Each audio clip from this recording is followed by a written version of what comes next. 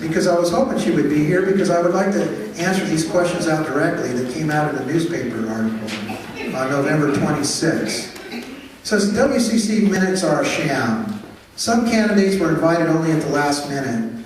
I have still not received an invitation. Now they are changing the format at the 11th hour. What kind of underhanded trickery can you expect from the WCC and win? Wake up to the fact that they are running a shameful campaign. We are in the process of arranging an alternate candidate forum which will be open, fair, and honest. Skip the hype and wait for the real thing. Wildomar residents should settle for nothing less. Well, you know, I see these things on a regular basis in the newspaper, and some of you may see them also, and usually they're from the same people. I wanted to direct that to whoever wrote it, Martha Bridges, only to answer the questions. I will apologize to the candidates if they feel that way. I hope they don't.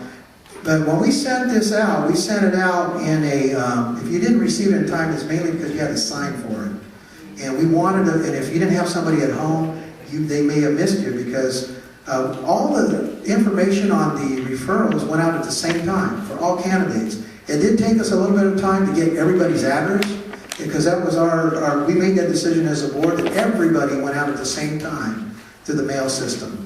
And also, we wanted all the correct information as far as your addresses and all that. So there was no pun intended on that as far as we apologize if you did not receive one in the mail. Is there any other candidates that did not get one in the mail? Okay, we do have a couple.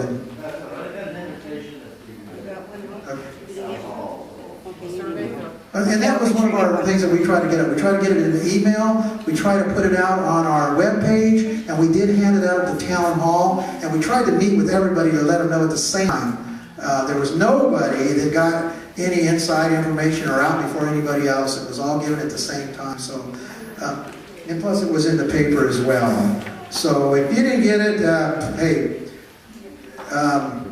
there's no changing on this. But see, these are the kind of articles, this negativity, I don't think the community needs. Now, if the negativity is out there and it's the truth, hey, we'll stand by it. We'll stand by it, we'll raise our hand, we screwed up, we didn't get it out there. But, you know, if there's questions on that, you know, direct them to us and we'll make sure you get the answers. Because we don't want any misled information from this group here, and we won't give you any misled information as well. Now, there may be some information that's maybe sound a little confusing, but that's why we're here tonight to clarify that. Another article here that I want to read. It's a positive article. It's Tina, are you here, Tina? Tina. I don't think I've ever met you. Have I ever met you, Tina? Okay, so I've never met Tina, but I want to say that was a good article that you put in the paper. Best wishes to the 14 candidates who opt to run for the first year ever Wildomar City Council. It will be in the cities like Wildomar and Menifee, people should come together to begin planning the future of the communities. Wildomar has the opportunity to solve local problems on a local level and take advantage of what we have learned from the surrounding cities of Lake Elsinore, Marietta, and Temecula. The process of cityhood is logical and necessary for residents to have a better quality of life.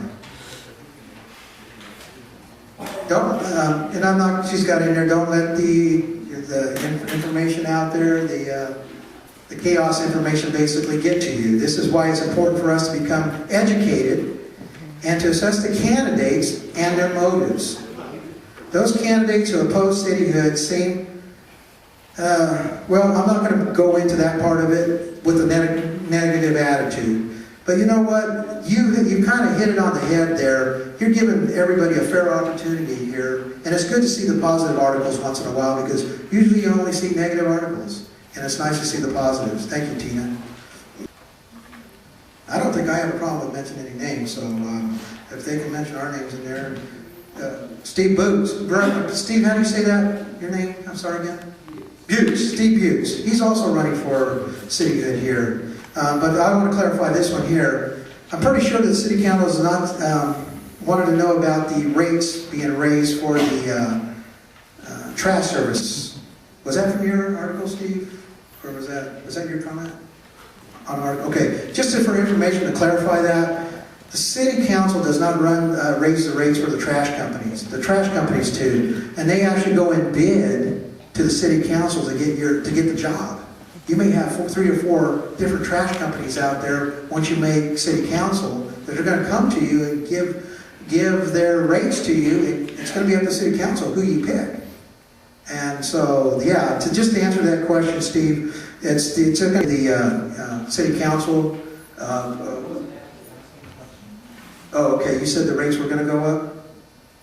I said what I said, and I'm not asking questions.